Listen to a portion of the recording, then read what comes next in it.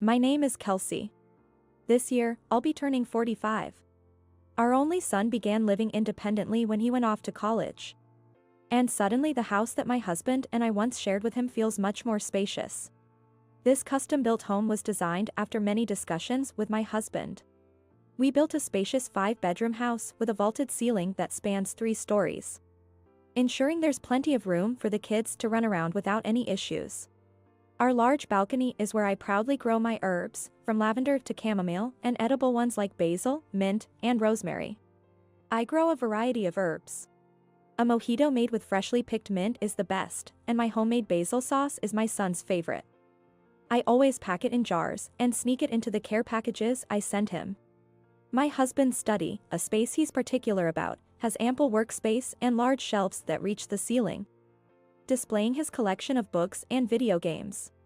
My husband, who enjoys his collection of books and games to his heart's content, often spends his days off in there, hardly coming out except for meals and bathroom breaks. As for me, I enjoy my beloved gardening and watching the dramas and movies I've recorded during the week in the living room, each of us fully enjoying our weekends.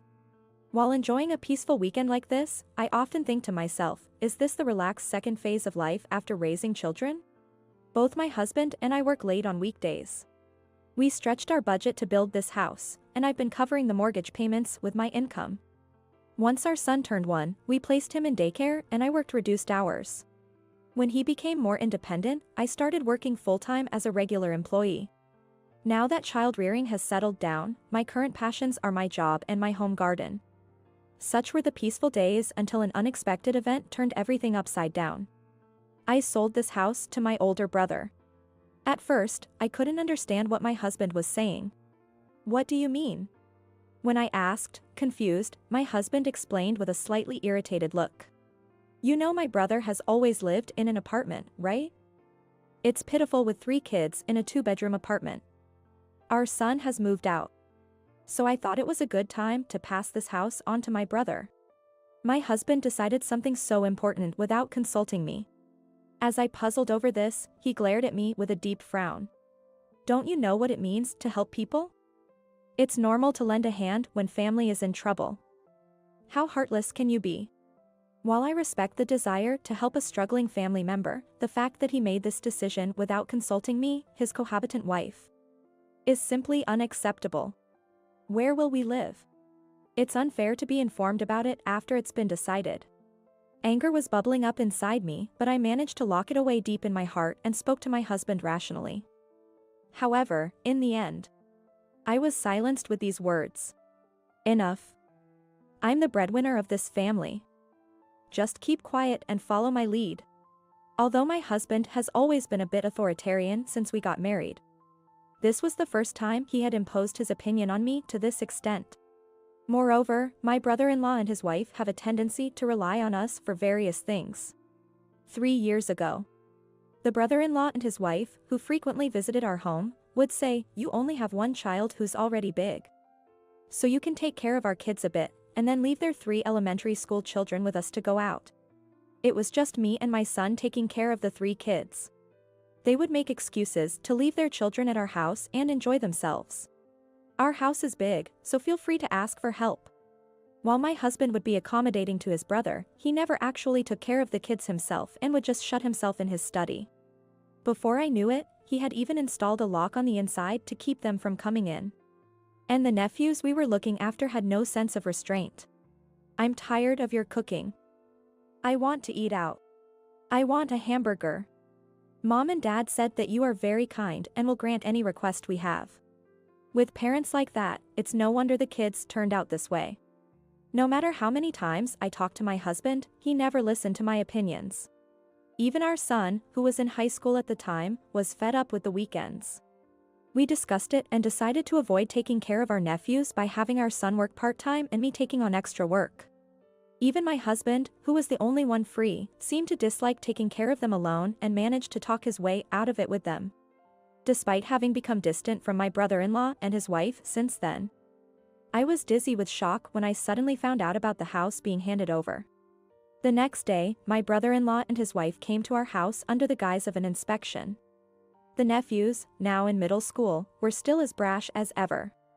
They were making a racket in what they thought would be their new rooms. My brother-in-law, looking pleased, said, "You're moving? Well, this house must be too big for just the two of you now.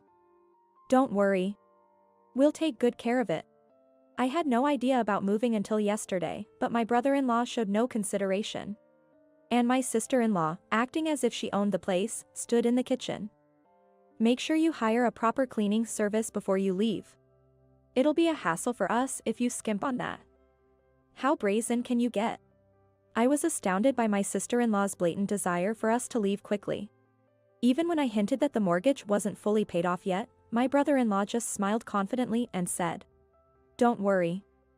Our eldest will be in high school next year and my wife plans to work part-time. We'll manage that much. Leave it to me. I'll work hard." Watching this exchange between them, I wondered if they were misunderstanding something. I had been the one paying the mortgage since we built this house. The monthly payment is $1,800. Can my brother-in-law and his wife really afford such payments? As a pharmacist, I have a decent income, but it's still a significant amount. By contrast, I heard from my husband that my brother-in-law's take-home pay is about $2,000. It's impossible to live on the remaining $200. My brother-in-law and his wife seem to think that I work as a pharmacy clerk with a low salary and that the mortgage payments are not substantial. Pharmacy administrator, was it? That title does sound pretty cool, doesn't it?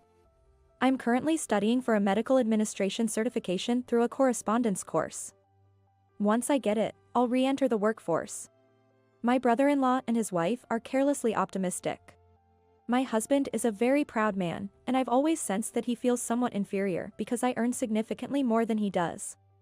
To avoid letting others realize the salary gap, it seems my husband has been describing my job as something like a pharmacy clerk. Well, that's beside the point, but my brother-in-law and his wife must think they can manage the repayments if they both work. As I was thinking along those lines, my brother-in-law suddenly asked me, "By the way, how much is the mortgage per month?" My husband's face, which had been smiling until then, froze. It seems he wasn't fully aware of the monthly repayment amount either. "It's $1,800. I said it without any hesitation. My husband, my brother-in-law and his wife were stunned. $1,800? You're kidding, right? That was the first thing my sister-in-law managed to say. It's no joke. We bought it without a down payment, so we're paying $1,800 a month, including the land. My sister-in-law, turning pale, raised her voice. We can't afford that. Yes, I think so too. In my heart, I fervently wished that this matter would simply return to square one. My brother-in-law, shocked by the amount, was confronting my husband. Are you seriously expecting us to pay this amount every month? My husband hurriedly whispered to me. Hey, haven't we been making extra payments? Is there still that much debt left? I've only been paying an extra month's installment with our bonuses. It's a 35-year loan, so even after calculating, we still have 15 years left. As I watched my brother-in-law and his wife's stunned faces, I prayed silently for them to back down quietly. But then my husband said something unbelievable. All right. We'll continue to pay off the mortgage. Now it was my turn to be shocked. My brother-in-law and his wife, thrilled by the unexpected turn of events, praised my husband for his generosity, exclaiming, "What a big heart you have." Puffed up with pride, my husband was met with a loud objection from me. What are you thinking? Why do we have to go this far? Then my husband silenced me with his usual line. It's only right to help family in need. Why are you so heartless? I was so appalled I was lost for words. I had lost all patience with my husband's shallowness, trying to look good at all costs. Encouraged by my husband's proposal, my brother-in-law and his wife resumed their inspection of our home. We want to move out at the beginning of next month, so please take care of the paperwork, moving arrangements, and everything else by then. My husband dumped everything on me. My anger meter was off the charts. That night, I called my son, who was living on his own. After explaining our situation and expressing my inability to stay silent any longer, my son laughed intriguingly on the other end. It's about time you decided to fight back. You've been putting up with it for so long, give them a taste of their own medicine. Even if it ends in divorce, Mom, you have the strength to live on your own. Encouraged by my son's supportive words, I resolved to show my husband, his overbearing brother, and sister-in-law that I can stand up for myself. As soon as it was decided that my brother-in-law's family would take over our home, I consulted with the bank where we had the mortgage. In fact, I had been researching things like transferring the mortgage on my own since this issue came up. What I found was that, in principle, transferring a mortgage is not allowed. Typically, changes are made between spouses or between parents and children. This time, it involved a slightly more complicated scenario of changing ownership within the extended family. Moreover, I'm the one on the mortgage.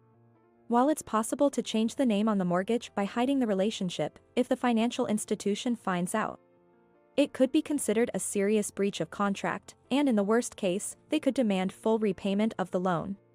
Unaware of the high risks involved in changing the mortgage's name, my brother-in-law, his wife, and my husband had carelessly promised to hand over our home. I decided not to do anything until the handover date, focusing solely on my work and household chores. This, of course, infuriated my husband. Hey! Start arranging the movers already. If you keep dawdling, next month we'll be here before we know it. I'm busy with work. You should handle it. Plus, if we're moving out, we need to arrange for our new place to live. What are you going to do about that? You should take care of that. That's what I'm saying, I'm busy. Ignoring my silent husband, I went off to work. As these days went by, my husband must have contracted a moving company himself because large amounts of cardboard boxes started arriving at our home. Look, I've taken care of the moving arrangements. The contract for the new apartment is almost finalized, so stop sulking and start packing. But no matter what he said, I refused to start preparing. Day after day, this exchange repeated, and each time, my husband would loudly blame me. Enough already. Stop being so selfish. If you keep acting like this, I have my own plans. I'll divorce you, you hear me? I continued to ignore him and kept watching TV. The next day, my husband truly said that he wants to divorce. Do you see how serious I am now? I'll forgive you this time, but hurry up and pack. What does he mean by forgiving me this time? I was so dumbfounded I couldn't speak. Calmly, I agreed on divorce. Seeing my action, my husband began to panic, just as I had anticipated. What? You can't be serious, can't you take a joke? I had seen through his bluff. I no longer wished to be with someone who jokes about divorce. With that, I headed to the bedroom. Faced with my resolute attitude, my husband became completely submissive. I'm sorry, I don't want a divorce. I want to be with you forever. His tears and apology took me by surprise. All right, I understand. But we're not moving out of this house, and we're not changing the ownership. Let's continue to live here together. Although my husband understood my feelings, he was disheartened, saying, "That's impossible. We've promised my brother and his wife, there's nothing we can do now." Don't worry. I gave my husband's drooped shoulders a reassuring pat. On the day we were supposed to hand over the house, my brother-in-law and his wife arrived, loading their belongings into a borrowed pickup truck. It was a weekday, so their kids were at school. Finally, our own home. No need to repay the mortgage, this is perfect. They were as carefree as ever. As they happily entered the house, I stood firm in front of them. I'm sorry, but unless you agree to certain conditions, we cannot hand over our home to you. In my hand were the mortgage documents. As stated here, changing the mortgage's name is basically impossible. If you still want to live here, you'll need to pay off the remaining mortgage in full. My firm stance intimidated my brother-in-law, but his wife was unyielding. It's ridiculous for you to butt in. Just leave already. She was vehement. I showed them the mortgage documents again. It's only natural for me to be involved. I'm the owner of this house. Pointing out my name on the documents, she was visibly shocked. My husband has no rights here. As the owner, I refuse to hand over this house. Please leave immediately. I threatened to call the police if they continued to cause a scene. Just because you earn a bit more, don't get cocky. Can't you share some of that with your family who needs it? You're so cold-hearted. There was no reasoning with her. Being called cold-hearted is fine by me. Instead of always relying on us, please try to manage on your own for once. Set a good example for your children. With that, I went inside the house and locked the door firmly behind me. For a while, my brother-in-law and his wife continued to make a fuss outside. But they eventually left under the disapproving gazes of our neighbors. Shortly after, my husband received a call from my brother-in-law. We've already vacated our apartment. Please let us stay with you temporarily until we find a new place, he begged. My husband quietly responded with no. Unable to contain my amusement, I burst into laughter. It was clear that if we let my brother-in-law's family in, they would never leave. And my husband, intimidated by my firm stance and the divorce oath, had no choice but to stand his ground. My brother-in-law continued to call almost every day. There were times when his wife would call, crying. Yet, my husband steadfastly refused. Isn't it a bit pitiful? They said they don't have the money to rent a new place, and I feel sorry for the nephews. My husband muttered, glancing at me from time to time. It seems he wanted me to show some compassion. Seizing the opportunity, I suggested, didn't you have an apartment lined up for us to move into? Why not let them live there? That's an idea. Smirking, my husband slapped his knee and called my brother-in-law. Later, I heard that my brother-in-law and his family of 5 moved into that apartment. I would like to say all's well that ends well, but a further tragedy awaited my husband. My brother's family isn't paying the rent for the apartment. They said they'd transfer the rent to me, but I've been covering it for months now. Just as expected. There was no way that shameless couple would pay the rent. Since the apartment was rented by my husband, it was clear they would take advantage of him. I had foreseen this outcome when I suggested subletting the apartment to my brother-in-law and his wife. What a naive and showy gesture. I sarcastically remarked with a snort. You have to help out since the family is in trouble, right? You're not heartless like me, are you? My husband had no comeback. Struggling to pay the rent, my brother-in-law's family now lives crammed into a tiny one-bedroom apartment. It's unfortunate for the growing boys, but this might be the perfect punishment for their unbridled behavior. The anticipation of when their stress might explode is almost unbearable. But I have no sympathy for them, nor do I intend to help. They called me heartless. It seems my brother-in-law and his wife's hyena-like behavior continues, and my husband has accumulated a significant amount of debt for their sake. I'm truly glad we keep our finances separate. As I watch the pitiful end of those unrepentant, I'll be harvesting healthy basil for my son, who's coming home next month.